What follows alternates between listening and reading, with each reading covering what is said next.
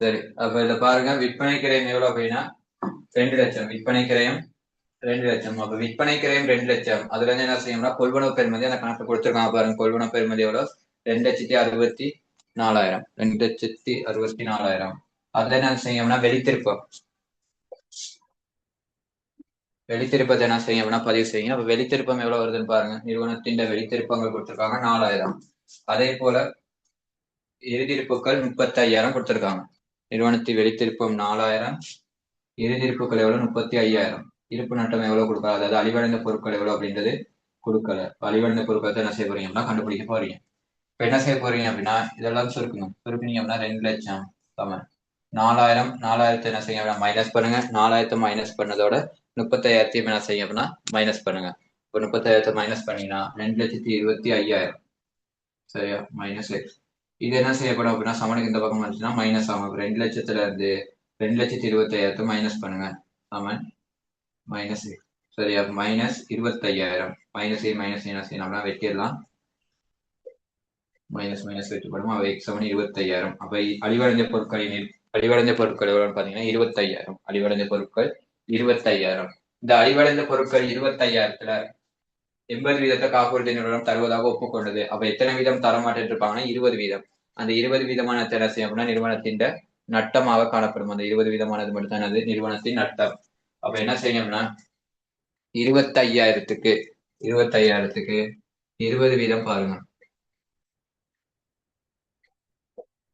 5,000 அப்படின்றது என்ன செய்யப்படும் அப்படின்னா இருப்பு நட்டமாக காணப்படும். அப்ப முதலாவது கேள்வி இருக்காங்க அழிவடைந்த பொருட்கள் எவ்வளவு அப்படின்ட்டு. அழிவடைந்த பொருட்கள் 25,000. இந்த நிறுவனத்தின் தீயழிவு நட்டம் அல்லது இருப்பு நட்டம் எவ்வளவு கேட்டீங்கன்னா 5,000. இப்ப எத்தனாவது ஆன்சர் அப்படின்னா முதலாவது ஆன்சர் கொடுத்திருக்கோம்.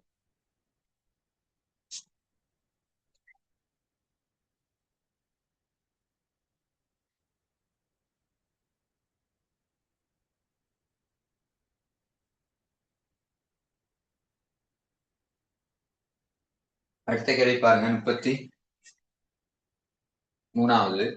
ராமன் நிறுவனத்தின் முடிவடைந்த வட்டத்துடன் தொடர்புடைய தகவல்கள் வருமாறு காசாக செலுத்திய மின்சாரம் 8,500. வருமான அதாவது நிதியாண்டுக்காக வருமான கூற்றில் காட்டப்பட வேண்டிய முதலீட்டு வருமானம் 10,800. முடிவடைந்த நிதியாண்டுக்கு வருமான கூற்றில் காட்டப்பட வேண்டிய மின்சாரம் காசாக பெற்ற முதலீட்டு வருமானங்களும் முறையே. சரியா? முதலாவது கேள்வி கேட்கிறாங்க வருமான கூற்றில் காட்டப்பட வேண்டிய மின்சாரம் எவ்வளவு அப்படின்ட்டு. முதலாவது மின்சாரத்துக்கு ஒரு கணக்கும் அதே போல முதலீட்டு வருமானத்துக்கு இன்னொரு கணக்கும் என்ன செய்யுங்க அப்படின்னா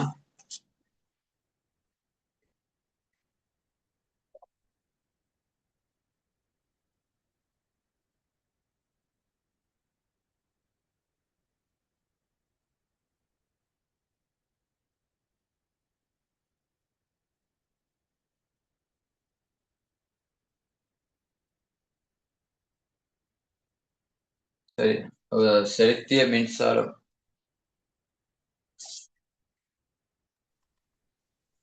மின்சார கணக்கு அதே போல முதலீட்டு வருமான கணக்கு.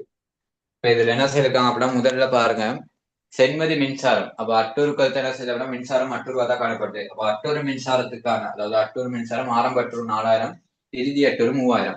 அப்ப ஆரம்ப அட்டூர் என்ன செய்யும் அப்படின்னா பொறுப்பு. அப்ப ஆரம்ப அட்டூர் பொறுப்புல எவ்வளவு வரும் அப்படின்னா 4,000 அப்படின்றது வரும். அதே போல இறுதி அட்டூரும் என்ன செய்யணும்னா பொறுப்பு. ஆக மீதி சென்றது 3,000, மீதி வந்தது 3,000. இது என்ன செய்யறோம்னா அட்டுருக்களை பதிவு செய்யலாம். இப்ப அட்டுருக்களை பதிவு செஞ்ச பிறகு காசாக செலுத்திய அதாவது காசாக செலுத்திய மின்சாரம் என்ன செய்யறாங்கன்னா 8,500 கொடுத்திருக்காங்க. அப்ப காசா செலுத்திய மின்சாரத்துக்கான இரட்டை பதிவு என்னது? காசு கணக்கு செலவு, மின்சார கட்டண கணக்கு வரவு. மின்சார கட்டண கணக்கு வரவுல 8,500 பதிவு செய்யும். இப்ப இதை பேலன்ஸ் பண்ணீங்க அப்படின்னா 11,500. 11,500. அப்போ வருமான கூட்டுல காட்டப்பெற வேண்டியது எவ்வளவுன்னு பாத்தீங்கன்னா 11,500 என்ன செய்யுங்க அப்படின்னா மைனஸ் பண்ணுங்க. இப்போ 5,500 அப்படின்றது வருமான கூட்டுல காட்டப்பட வேண்டும். 6,500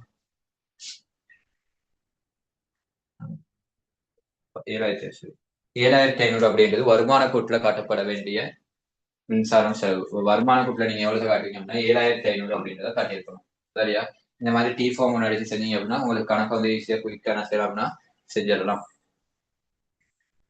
இந்த வருமான கூட்டுல இருக்கிறத கண்டுபிடிக்க அதாவது வருமான கூட்டுல வர வேண்டியது வரவு பக்கம் வருமா செலவு பக்கம் வர வேணுமா அப்படின்றத கண்டுபிடிக்க என்ன செய்யணும் அப்படின்னா உங்களுக்கு தெரியாத சந்தர்ப்பத்துல இப்ப இதுல வந்து அது செலவு பக்கம் தான் வச்சிருக்கேன், முதலீடுகள்ல வரவு பக்கம் வரும். சரியா? இது உங்களுக்கு கண்டுபிடிக்க இயலாத சந்தர்ப்பங்கள்ல நீங்க என்ன செய்யணும் அப்படின்னா, காசு கணக்கு எந்த பக்கம் வரும் அப்படின்றத உங்களால ஈஸியா கண்டுபிடிக்கலாம். ஏன்னா காசு கணக்கான இரட்டை பதிவு சொன்னீங்க அப்படின்னா காசு எந்த பக்கம் வரும் அப்படின்னு கண்டுபிடிச்சிடலாம். காசு எந்த பக்கம் வருதோ அதுக்கு எதிரான பக்கம் தான் என்ன செய்யப்படும் அப்படின்னா வருமான கூட்டுல காட்டப்பட வேண்டியது வரும். அப்ப அதை வச்சு நீங்க என்ன செய்யணும் அப்படின்னா வருமான கூட்டுல காட்டப்பட வேண்டியதை கண்டுபிடிச்சிக்கலாம். இதுல காசு வரவு பக்கம் வந்திருக்கனால மின்சார கட்டண கணக்கு செலவு பக்கம் வருது. சரியா? அப்ப எதிரான பதிவு, அதாவது இதுக்கு காசு எந்த பக்கம் வருதோ அதுக்கு எதிராக தான் என்ன செய்யணும்னா வருமான கூட்டுல காட்டப்பட வேண்டியது வரும்.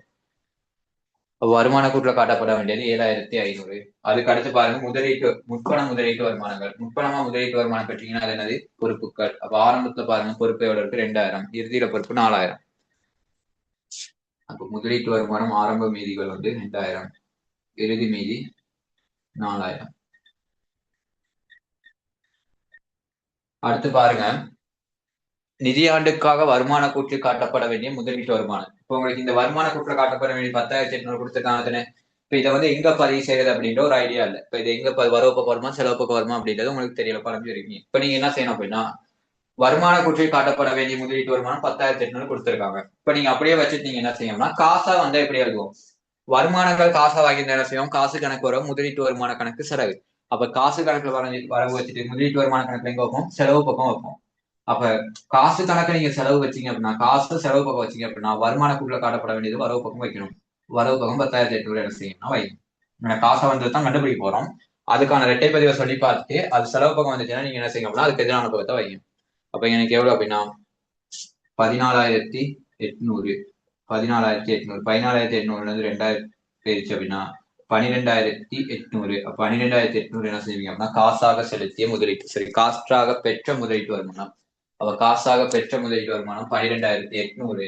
அதே போல வருமான கூட்டுல காட்டப்பட வேண்டிய மின்சாரம் எவ்வளவுன்னு பாத்தீங்கன்னா 7,500. ரெண்டாவது ஆன்சர் கொடுத்திருக்கணும். பாருங்க அந்த கேள்வியில ஏதாவது டவுட் இருந்தா கேளுங்க.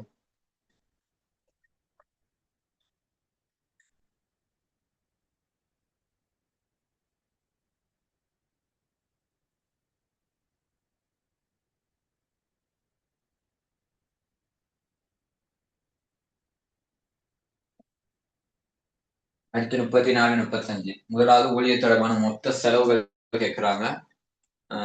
அதுக்கடுத்து மொத்த பொறுப்புகள், அதாவது நிறுவனத்தை காணப்படுற மொத்த பொறுப்புகள். இதுல பாருங்க சொல்றாங்க இபிஎஃப் இடிஎஃப் பங்களிப்புகள் அடுத்த மாதமே என்ன செய்யறது அப்படின்னா செலுத்தப்படுது. அப்ப ஊழியர் தேர்தல் இப்பயும் காசு செலுத்திடுவாங்க, காசாக செலுத்தி தேர்தல் கொடுத்துருவாங்க 36,000. மத்தது வந்து என்ன செய்யுது அப்படின்னா இபிஎஃப் இடிஎஃப் வந்து அடுத்த மாதத்துல தான் என்ன செய்யறாங்க அப்படின்னா செலுத்துறாங்க. அப்ப அடுத்த மாதம்ன்றப்ப அது வந்து பொறுப்பா காட்டணும். இபிஎஃப் இடிஎஃப் பொறுப்பா என்ன செய்யணும்னா காட்டணும். அப்ப இதுல முதலாவது நீங்க என்ன செய்யணும்னா மொத்த சம்பள செலவழிக்கிறதுக்கு தேதிய சம்பளம் கொடுத்துருக்காங்க. மொத்த சம்பளம் அப்படின்றது ஊழியர்களிட பங்களிப்பு கழித்து தான் என்ன செய்வாங்கன்னா சொல்லுவாங்க. ஊழியட 10% பங்களிப்பு, அதாவது மொத்த சம்பளம் 100 வீதம். அந்த 100 வீதத்தை என்ன செய்வாங்க ஊழியட பங்களிப்பு 10 வீதத்தை என்ன செய்யறாங்கன்னா கழிச்சுதான் கொடுத்திருக்காங்க. 36,000 அப்படின்றது. அப்ப நீங்க என்ன செய்யணும் அப்படின்னா அந்த 90 வீதத்தால பிரிக்கிறீங்க. 90 வீதத்தால பிரிக்கிறீங்க. அவனுக்கு 3 லட்சத்து, அதாவது 36,000 கொடுத்திருக்கிறது வந்து 90 வீதமானது. அப்ப 36,000 என்ன செய்யும் அப்படின்னா 90ஆல பிரிச்சீங்கன்னா ஒரு வீதத்துக்கானது எவ்வளவு வரும்?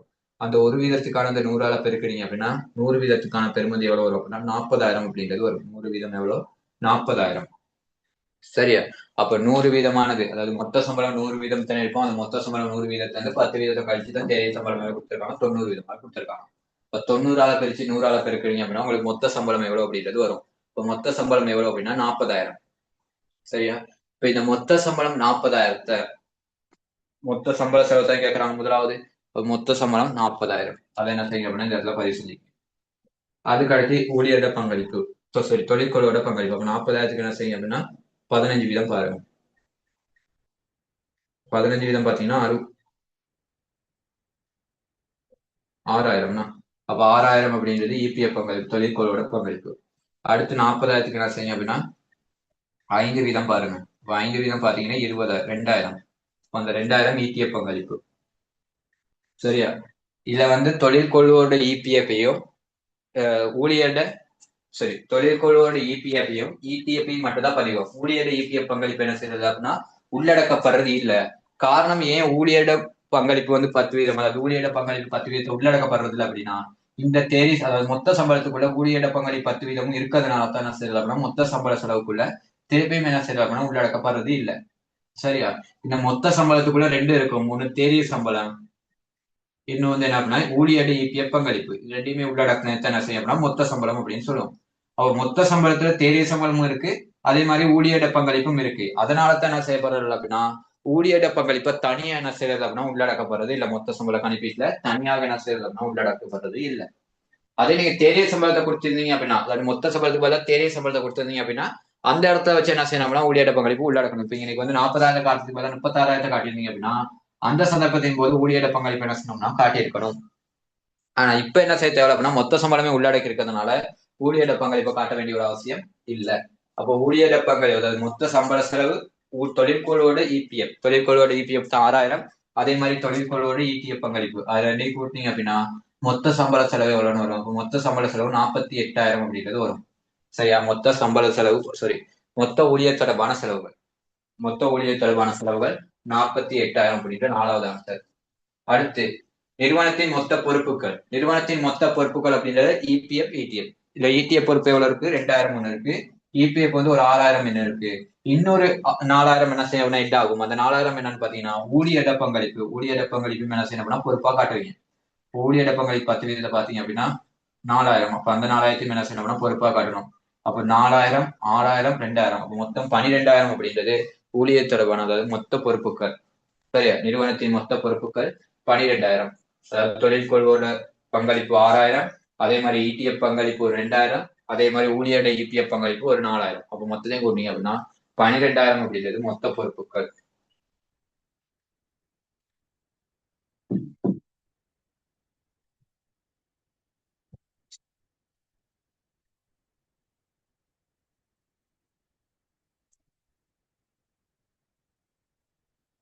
இப்ப உங்களுக்கு கீழே கேள்வியில இபிஎஃப் இடிஎஃப் கேள்வி தான் கேட்டிருப்பாங்க. அதுல எல்லா தகவல்களையும் என்ன செஞ்சாங்கன்னா உங்களுக்கு கண்டுபிடிச்சு கையிலே கொடுத்துட்டாங்க.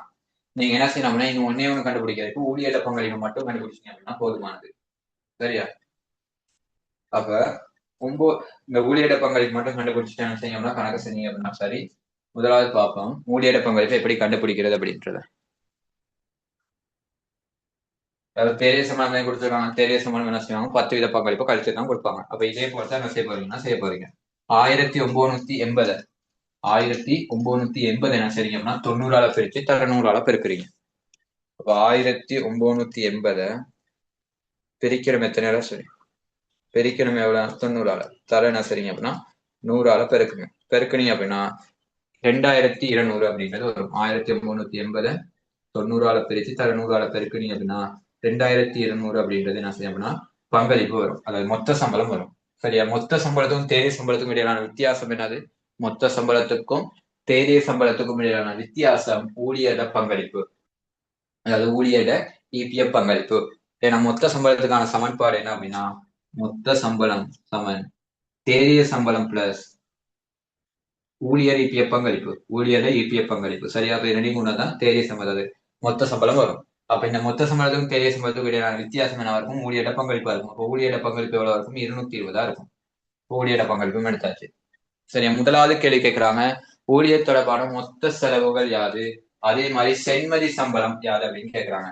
இந்த சென்மதி சம்பளம் அப்படின்றது எதை சொல்லுவாங்க அப்படின்னா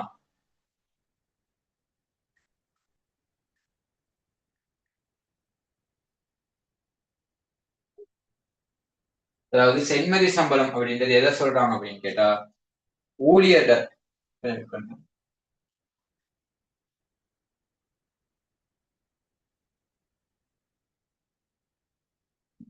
அதாவது சென்மதி சம்பளம் அப்படின்றது எதை சொல்லுவாங்க அப்படின்னா ஊழியர் பங்களிப்பு, அதாவது ஊழியர் பங்களிப்பு இருக்கு தெரியுமா? 220 இதைத்தான் என்ன செய்வாங்க அப்படின்னா சென்மதி சம்பளம் அப்படின்வாங்க. அதாவது சம்பளத்தை செலுத்தாம வச்சிருக்கீங்க, எவ்வளவு வச்சிருக்கீங்க 220 அப்படின்ற சம்பளத்தை செலுத்தாம வச்சிருக்கீங்க. அப்ப சென்மதி சம்பளம் எவ்வளவு அப்படின்னு பாத்தீங்கன்னா 220. அது சென்மதி சம்பளம் அப்படின்னு சொல்லலாம். அதாவது வருமான கூட்டுல சொல்றப்ப, வருமான கூட்டுல நீங்க சொல்றப்ப சென்மதி சம்பளம் அப்படின்ற ஒரு ஃபார்மேட்ல என்ன செய்வீங்க அப்படின்னா சொல்லுவீங்க. சரியா? அதே நிதி நிலைமை கூட்டுல காட்டுறப்ப அட்டொரு இபிஎஃப் அப்படின்னு சொல்லி காட்டுவீங்க. அந்த இதுக்கு வந்து அதாவது ரெண்டு பேர் இருக்கு. ரெண்டு இடத்துல காட்டுற பேரும் என்ன செய்ய அப்படின்னா வித்தியாசமாகும். எது ஊழியர் பங்களிப்புக்கு மட்டும். சரியா? மத்த தொழிற்கொள்வோட பங்களிப்புக்கு ஒன்னே தான் இபிஎஃப் அப்படின்னு தான் சொல்லுவோம். சரியா? அதே இதுக்கு வந்து ஊழியர் பங்களிப்பு 10%, அதுக்கு என்ன செய்வோம் அப்படின்னா ரெண்டு பேர் இருக்கு. வருமான கூட்டுல காட்டுறப்ப சம்பளம் அப்படின்னு சொல்லுவோம், சென்மதி சம்பளம் அப்படின்னு சொல்லுவோம். நிதி நிலைமை கூட்டுல காட்டுறப்ப இபிஎஃப் அப்படின்னு சொல்லுவோம். சரியா? இந்த ரெண்டு பேர்ல என்ன செய்ய அப்படின்னா காணப்படும். சரியா? வருமான கூட்டுல காட்டுறப்ப சம்பளத்தோட என்ன செய்யணும், தேதி சம்பளத்தோட கூட்டி என்ன செய்யணும்னா மொத்த சம்பள செலவு காட்டுவீங்க. நிதி நிலைமை கூட்டுல காட்டுறப்ப இபிஎஃப் பொறுப்புகளோட என்ன செய்வீங்கன்னா கூட்டி காட்டுவீங்க அந்த தொகையை. அப்ப எனக்கு சென்மதி சம்பளம் அப்படின்றது எவ்வளவு அப்படின்னா 2,20,000. ஊழியர் தொடர்பான மொத்த செலவுகளை பாக்குறதுக்கு நீங்க என்ன செய்யணும் அப்படின்னா மொத்த சம்பளம் எவ்வளவு 2,200. இதுல இருக்க மொத்த சம்பளம் 2,200. அதோட தொழிற்கொள்வோட பங்களிப்பு எவ்வளவு இருக்கு 330. அதான் கண்டுபிடிச்சு கொடுத்துருக்காங்க. அதே மாதிரி ஊழியர் நம்பிக்கை நிலையம் 66.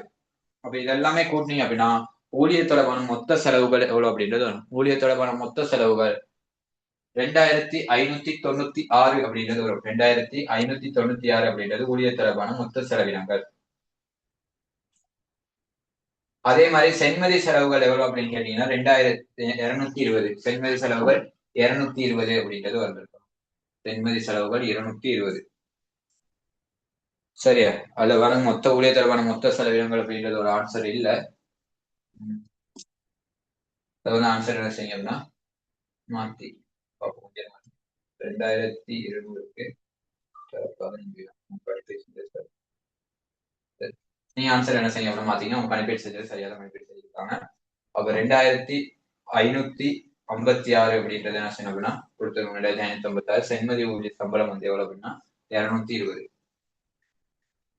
அதுல ஆன்சர் என்ன செய்யணும் அப்படின்னா கீழே 6வது ஆன்சர் அப்படின்றத எழுதிக்கணும்.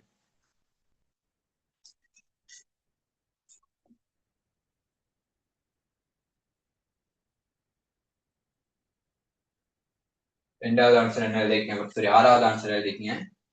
2,596. 2,596 ஊழியர் தொடர்பான செலவினங்கள்.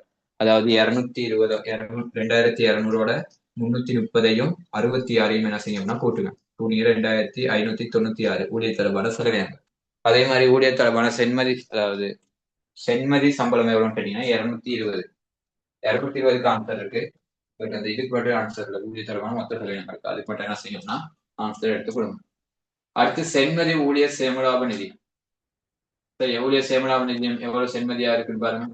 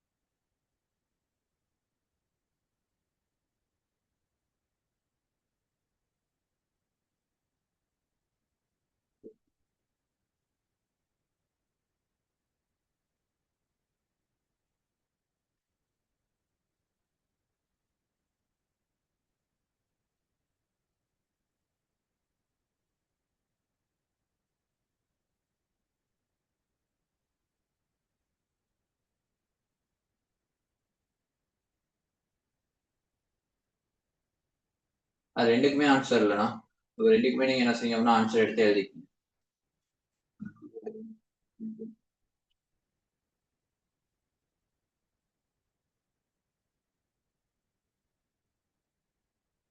சரி, ரெண்டுக்குமே என்ன செய்யணும்னா ஆன்சர் எடுத்து எழுதிக்கங்க.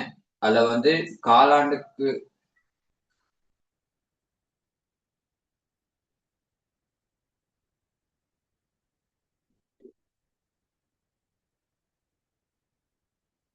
இல்ல, அதுல நீங்க என்ன செய்யணும்னா ரெண்டுக்குமே ஆன்சர் எழுதணும். முதலாவதுக்கு வந்து 2,596 ஊழியர் தொடர்பான மொத்த செலவுகள். அதே மாதிரி சென்மதி சம்பளம் எவ்வளவுன்னு கேட்டீங்கன்னா 2,20,000 அப்படின்றது என்ன செய்யணும் அதுக்கு எழுதிக்கங்க. அடுத்து கீழே இருக்க கேள்விக்கு சென்மதி ஊழியர் சேமலாப நிதியம், சென்மதி ஊழியர் சேமலாப நிதியம் எவ்வளவு அப்படின்னு பாத்தீங்கன்னா 3,30,000. அதோட என்ன செய்யணும்னா 2,20,000 ஊழியர் பங்களிப்பையும் கூட்டுங்க. இப்ப கூட்டினீங்க அப்படின்னா மொத்தம் 550 அப்படின்றது என்ன செய்யணும்னா அந்த இடத்துக்கு வந்துருக்கணும். அப்ப சென்மதி ஊழியர் சேமலாப நிதியம் 550. அடுத்து என்ன செய்யும் அப்படின்னா சென்மதி ஊழியர் நம்பிக்கை நிதியம் எவ்வளவுன்னு பாருங்க. ஊழியர் நம்பிக்கை நிதியத்துக்கு சென்மதியா இருக்கு 66. அது 66 என்ன செய்யும்னா வெளிப்படுத்துங்க. இல்ல ஏதாவது ஒரு தகவல் என்ன செய்தோம்னா இந்த கணக்குல மிக்ஸ் ஆகுது. ஒண்ணு 3 மாதங்களுக்கானது என்ன செய்யணும் அப்படின்னா அந்த இடத்துல கொடுத்துருக்கணும். அந்த மாதிரி ஏதாவது ஒண்ணு என்ன செய்யறோம்னா இந்த கணக்குல மிஸ் ஆகுது, இடையில ஒரு இது வந்து என்ன செய்யறோம்னா இல்ல தரவு என்ன செய்யறோம்னா அது இல்ல. நீங்க என்ன செய்யுங்க அப்படின்னா இப்ப நான் சொன்னதை ஆன்சர் எழுதிட்டீங்க அப்படின்னா சரி, தரவுகள் இல்லாதனால.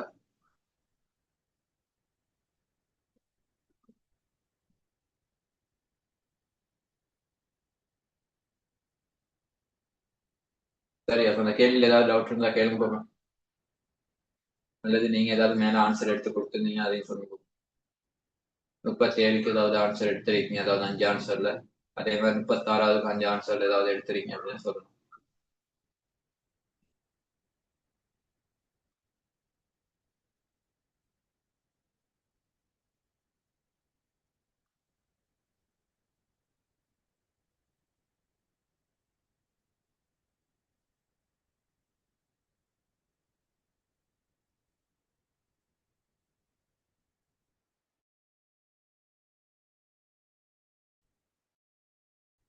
சரிவாங்க, நீங்க எதுவுமே ஆன்சர் எடுக்கல. ஓகே, 38வது கேள்வி. 38வது கேள்வியில விநியோக செலவு அதே மாதிரி வியாபார வருமதிகள் முன்கொண்டு செல் தொகை. அப்ப விநியோக செலவுல கேட்கறவங்க அளவிட முடியாத கடன் எவ்வளவு அப்படின்றத கேட்கறாங்க. நீங்க டோட்டல் விநியோக செலவு கொடுக்கலையா, அளவிட முடியாத கடன் மட்டும் காட்டினீங்க அப்படின்னா சரி. முதலாவது பாருங்க, வணிக நிறுவனம் ஒன்றில் 2024 எதிர்பார்க்க நெட்டீட்டு படிகளின் கணக்கு மீதி, அதாவது ஐயக்கடன் கணக்கு மீதி 6 மீதி எவ்வளவு கொடுத்துருக்காங்க அப்படின்னா 40,000 அப்படின்னு கொடுத்துருக்காங்க. இப்ப நீங்க என்ன செய்யுங்க அப்படின்னா 2 விதமான கணக்குகள் எடுத்துக்கீங்க. சரி, 3 கணக்குமே என்ன செய்யலாம்னா அடிச்சுக்கிட்டு செய்யலாம். சரியா, 3 கணக்குமே என்ன செய்யுங்க அப்படின்னா கடன் பட்டோருக்கும் ஒரு கணக்கு ஒன்று என்ன செய்யும் அப்படின்னா அடிச்சுக்கணும். அளவிட முடியாத கடன், ஐயக்கடன். ஐயக்கடன் மீதி ஆரம்ப மீதி எவ்வளவு கொடுத்துருக்காங்க 40,000 அப்படின்னு கொடுத்துருக்காங்க. ஐயக்கடனின் ஆரம்ப மீதி 40,000 அப்படின்றத என்ன செஞ்சிருக்காங்க அப்படின்னா கொடுத்துருக்காங்க. அதுக்கு அடுத்து 2வது தகவல் 2025/3/31 வியாபார வருமதிகளின் மீதி 1,00,000. அப்ப வியாபார வருமதிகளோட மீதி எவ்வளவு 1,00,000 அப்படின்றத கொடுத்துருக்காங்க. இப்போ கடன்பட்டோர் மீதி 1,00,000 அப்படின்றத பதிவு செய்யும். அதுக்கு அடுத்த தகவல் கொடுத்திருக்காங்க பாருங்க, வியாபார வருமதிகளில் 20,000க்கு 100% விசேட ஐயக்கடன் ஏற்பாடுகள் செய்யப்படுதல் வேண்டும். அதாவது விசேட ஐயக்கடன் ஏற்பாடு அப்படின்றது அவ்வளவு தொகையும் என்ன செய்யலாம் அப்படின்னா விசேட ஐயக்கடன் ஏற்பாடு அப்படின்றது அளவிட முடியாத கடன் சொல்லலாம். சரி, 100 எத்தனை வீதம் 20,000 என்ன செய்யறாங்கன்னா விசேட ஐயக்கடன் ஒதுக்கீடு என்ன செய்யணும் அப்படின்னா செய்யணும். விசேட ஐயக்கடன் அப்படின்றது அந்த தொகை என்ன செய்ய முடியாது 100%. நம்பிக்கையா சொல்லுவாங்க, அதை வாங்கவே முடியாது அப்படின்றத தீர்மானிக்கிறாங்க. அப்ப 100% ஐயக்கடன் ஏற்பாடு விசேட எதிர்பார்ப்பின படிகள் எனவும். அப்ப 100% என்ன செய்யறாங்க அப்படின்னா பதிவளிப்பு செய்யுங்க. இப்ப 100% எப்படின்னா அதையுமே அளவிட முடியாதனால என்ன செய்யுங்க அப்படின்னா பதிவு செய்யுங்க. இப்ப இந்த 100% கணிப்பீடு செய்யற முறை இப்ப சிலபஸ்ல இல்ல. அப்படி வந்தாலும் என்ன செய்யுங்க அப்படின்னா அதையும் அளவிட முடியாத கடனாகவே என்ன செய்யுங்க அப்படின்னா பதிவெடுப்பு செஞ்சீங்க அப்படின்னா சரி. அளவிட முடியாத கடனுக்கு என்ன இரட்டை பதிவு கொடுப்பீங்களோ அதே இரட்டை பதிவு என்ன செய்யுங்க அப்படின்னா இதுக்கும் கொடுத்து விடுங்க. அளவிட முடியாத கணக்கு என்ன இரட்டை பதிவு கொடுப்பீங்க, கடன்பட்டோர் கணக்கு செலவு அளவிட முடியாத கடன் கணக்கு வரவு. அப்ப கடன்பட்டோர் கணக்கு செலவு அளவிட முடியாத கடன் 1000, அளவிட முடியாத கடன் கணக்கு வரவு 1,00,000. 20,000னா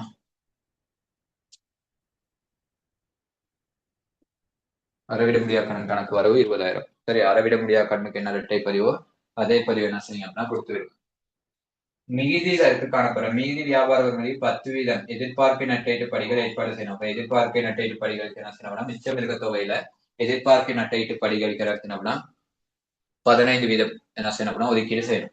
அதுக்கு கீழே இருக்க தகவல் வாட்சி வந்து நம்ம 10-15% என்ன செய்யணும்னா ஒதுக்கீடு செய்யணும். ஆண்டு காலத்தில் வியாபார வருமதிகளின் மதிப்பு குறைவு நட்டம் 10,000 ஆகவும் ஜனவரி மாதத்தில் பதிவளிப்பு செய்யப்பட்டிருந்தது. அதாவது ஆண்டு காலத்தில் வியாபார வருமதியின் மதிப்பு குறைவு நட்டம் 10,000 ஆக 2024 ஜனவரி மாதத்தில் பதிவளிக்கப்பட்ட மதிப்பு குறைவு நட்டம் 10,000 ஆனது 2025 மீளப்பெற்ற அளவிட முடியாத கடன் என்ன செஞ்சிருக்காங்கன்னா கொடுத்திருக்காங்க எவ்வளவு 10,000. மீளப்பெற்ற அளவிட முடியாத கடன் 10,000. அதாவது ஆண்டு காலத்துல என்ன செய்யறாங்கன்னா மதிப்பு குறைவு நட்டம் 10,000 என்ன செய்யறாங்க அப்படின்னா பதிவளிப்பு செய்யறாங்க. அந்த பதிவளிப்பு செய்யற 10,000 என்ன செய்யுது அப்படின்னா மீளவும் கிடைக்கப்படுது சொல்லியிருக்காங்க. ஆண்டு காலத்தில் வியாபார வருமதியின் மதிப்பு குறைவு நட்டம் 10,000 ஆகும். இந்த காலத்துக்கு சரி மதிப்பு குறைவு நட்டம் எவ்வளவு கொடுத்திருக்காங்க, அதாவது அளவிட முடியாத கடன் இன்னொரு 10,000 என்ன செய்யலாம் கொடுத்திருக்காங்க. அப்ப அந்த அளவிட முடியாத கணக்கு பரிவர்த்தனை கடன்பட்டோருக்கான செலவு 10,000, அதே மாதிரி அளவிட முடியாத கடன் கணக்கு வரவு 10,000. இப்ப இதுக்கு அடுத்து மீளப்பெற்ற அளவிட முடியாத கடன் ஒன்று என்ன செஞ்சிருக்காங்க அப்படின்னா கொடுத்திருக்காங்க. மீளப்பெற்ற அளவிட முடியாத கடன் அதுக்கு கீழே கொடுத்திருக்காரு துண்டா. ஏன்னா 2024 ஜனவரி மாதத்தில் பதிவளிக்கப்பட்ட மதிப்பு குறைவு நட்டம் 10,000 ஆனது மீளப்பெறப்பட்டிருக்கு. அப்ப மீளப்பெற்ற அறவிட முடியாத கடன் 10,000. இந்த மீளப்பெற்ற அறவிட முடியாத கடனுக்கான இரட்டை பதிவு என்னது? காசு கணக்கு 10,000 அறவிட செலவு பக்கம் 10,000 என்ன செய்யணும்னா பதிவேடு செய்யணும். இப்ப நீங்க கடன் பற்றோர் கணக்கை பேலன்ஸ் பண்ணுங்க. பேலன்ஸ் பண்ணீங்க அப்படின்னா 1,00,000 1,00,000 மீதி 70,000 மீதி சென்றது 70,000. கடன் பற்றோர் கணக்குல மீதி எவ்வளவு இருக்கு? 70,000 அப்படின்றது இருக்கு. இப்ப இந்த 70,000க்கு என்ன செய்யுங்க அப்படின்னா ஐயக்கடன் ஒதுக்கீட்டு வீதம் செய்யுங்க. 70,000க்கு எத்தனை வீதம் ஐயக்கடன் ஒதுக்கீட்டு வீதம் அப்படின்னா 15 வீதம். அப்ப 70,000க்கு 15 வீதம் பாத்தீங்க அப்படின்னா 70,000க்கு 15 வீதம் 10,500 அப்படின்றது என்ன செய்யும் அப்படின்னா வரும் 10,500. இப்ப இறுதி மீதி எவ்வளவு அப்படின்னா ஐயக்கடன் கணக்குல வர இறுதி மீதி எவ்வளவு அப்படின்னா 10,500. சரியா? இங்க வந்து 40,000. இதுல வரவு பக்கம் வந்து அளவிட முடியாத கடன் தொகைக்கு மாற்ற வேண்டிய தொகை என்ன செய்யும் அப்படின்னா வரும். அப்ப அளவிட முடியாத கடனுக்கு மாற்ற வேண்டிய தொகை எவ்வளவு வரும் அப்படின்னா 29,500 அப்படின்றது வரும். 29,500. ஐயக்கடன் கணக்குல வரவு பக்கம் இருந்துச்சுன்னா அளவிட முடியாத கடன் கணக்கு எந்த பக்கம் வரும்? செலவு பக்கம் வரும். அது 29,500 அப்படின்றது. சரியா? கடன் பற்றோர் கணக்குல வரவு பக்கம் இருந்துச்சுன்னா ஐயக்கடன் கணக்குல செலவு பக்கம் என்ன செய்யப்படும் அப்படின்னா வரும். அதுக்கு வந்து அது தெரியுமா? அங்கிட்டு நான் சல்லி தானே அங்கிட்டுலாம் சீசன்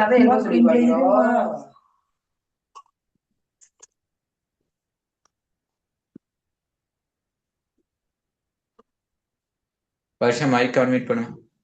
மியூட் பண்ணு. சரி மியூட் பண்ணு.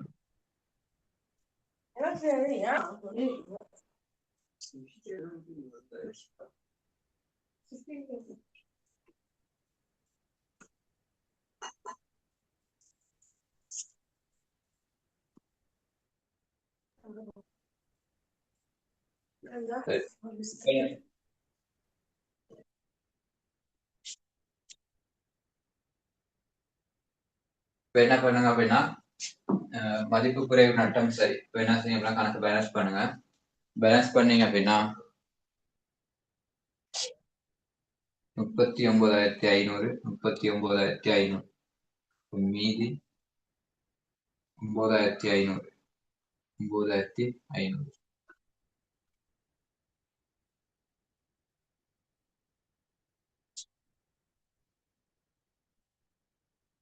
சரியா? அப்ப அறவிட முடியாத கடனாக அதாவது விநியோக செலவு நீங்க எவ்வளவு காட்டுவீங்க அப்படின்னா 9,500 விநியோக செலவுல காட்ட வேண்டி வரும். 9,500 விநியோக செலவுல என்ன செய்வீங்க அப்படின்னா வெளிப்படுத்துவீங்க. அப்ப விநியோக செலவில் காட்டப்பட வேண்டிய தொகை 9,500. அதே மாதிரி கடன்பட்டோர் கணக்குல நீங்க எவ்வளவு காட்டணும் அப்படின்னா கடன்பட்டோர் கணக்குல 70,000 இருக்காங்க. அந்த 70,000த்துல இருந்து சரியா? அந்த 70,000த்துல இருந்து ஐயக்கடன் கணக்குல காணப்படுற இறுதி மீதி 10,500 என்ன செய்யுங்க அப்படின்னா மைனஸ் பண்ணிட்டு மீதம் இருக்க அமௌண்ட் தான் கடன்பட்டோர் கணக்குல என்ன செய்வீங்க அப்படின்னா காட்டுவீங்க. அப்ப கடன்பட்டோர் கணக்குல நீங்க காட்ட வேண்டிய தொகை 59,500. கடன்பட்டோர் கணக்குல காட்டப்பட வேண்டிய தொகை 59,500 அப்படின்ற தொகை.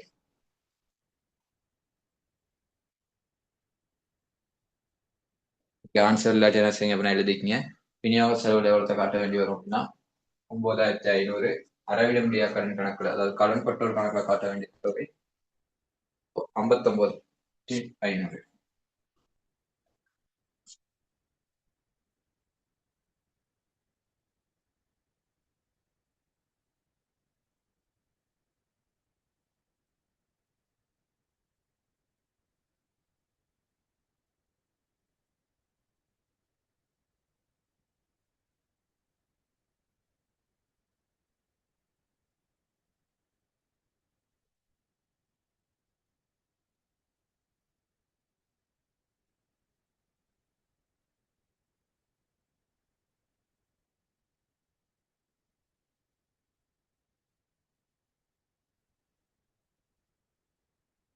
சரி அதுக்கு அடுத்து என்ன செய்யுங்க அப்படின்னா அடுத்து கேட்பாங்க மணி தனியுடைமை அந்த டவுட் ஏதாவது இருந்தா கேட்டு.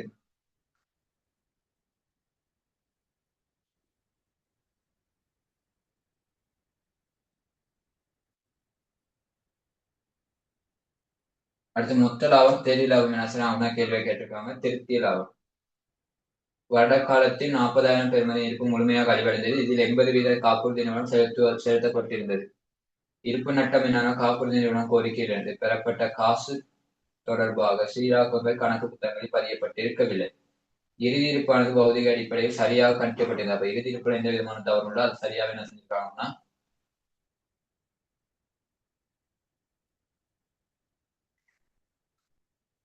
காப்புறுதி நிறுவனம் கோரிக்கையில் பெறப்பட்ட காசு தொடர்பாக எந்தவித சீராக்கமும் மேற்கொள்ளப்படவில்லை. இறுதி இருப்பானது பௌதிக அடிப்படையில் சரியாக கணிக்கப்பட்டிருந்தது. அதை என்ன செஞ்சிருக்காங்கன்னா போயிட்டு பண்ணி அதை மொத்த லாபம் தேறிய லாபத்துலையும் என்ன செய்யலாம் அப்படின்னா ஏற்பட தாக்கம் என்ன அப்படின்றத கேட்டுருவாங்க.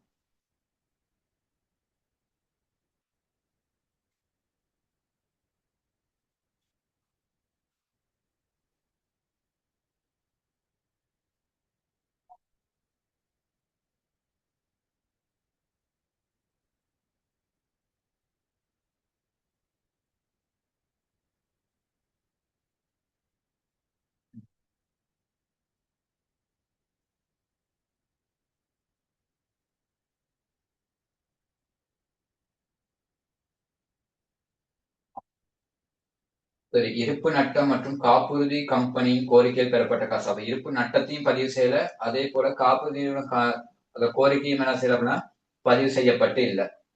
இப்ப நீங்க என்ன செய்யணும் அப்படின்னா இந்த இருப்பு நட்டத்தையும் என்ன செய்யணும் அப்படின்னா பதிவு செய்யணும். அதே மாதிரி காப்புறுதி நிறுவனம் தருவதாக ஒப்புக்கொண்ட தொகை அதாவது மத்ததையும் என்ன செய்யணும்னா பதிவளிப்பு என்ன செய்யணும் அப்படின்னா செய்யணும். சரி, எப்படி செய்யறது அப்படின்றத பார்க்கலாம்.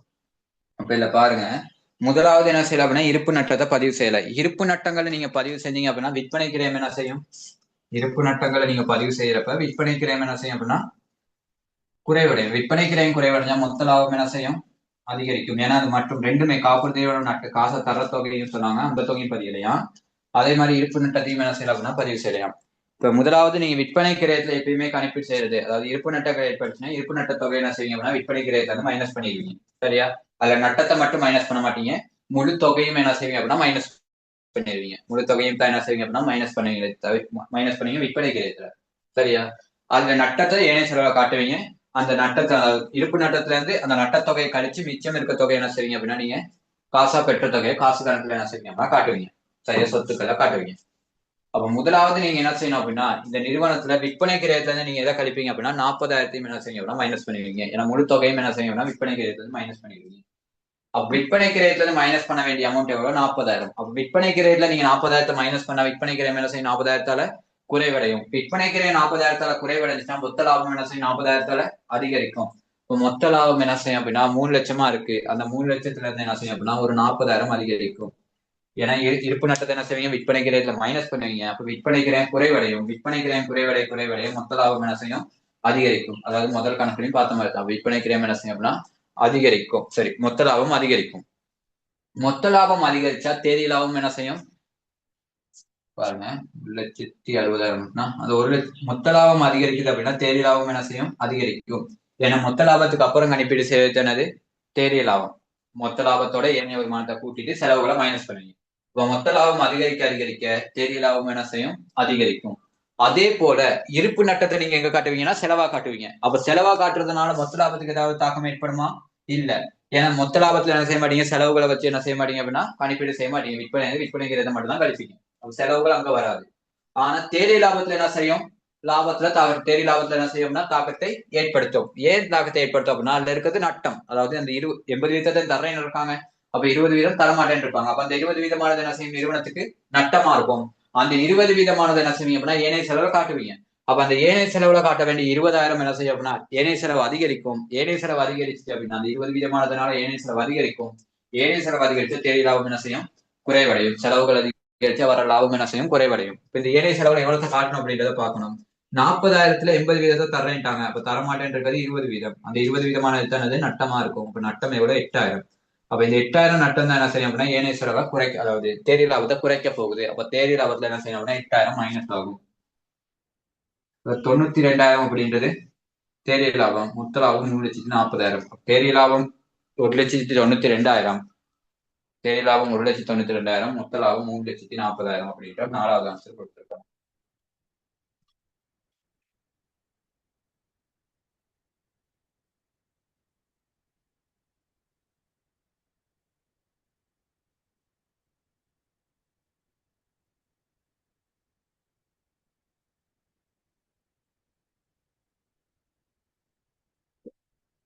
இதுல ருக்ஷனாவுக்கு அன்னைக்கு இது கிடைக்கல, அதாவது கொரியர் வந்து கிடைக்கல, பார்சல் வந்து கிடைக்காம இருக்கு. உங்களுக்கு மட்டுமா?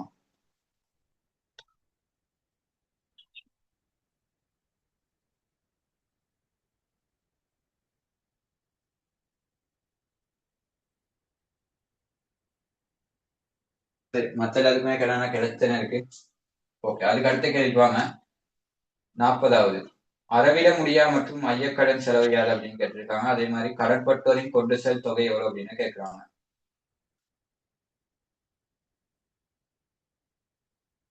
முதலாவது பாருங்க, ஐயக்கடன் ஒதுக்கீட்டு வீதம் 3550 கொடுத்திருக்காங்க. அப்ப இதுல என்ன செய்யும் அப்படின்னா ஐயக்கடன் கணக்கு ஒன்று அடிங்க. சரி, அறவிடம் கடன்பட்டோர் கணக்குனா தேவைப்பட வேண்டிய அவசியம் இல்லை.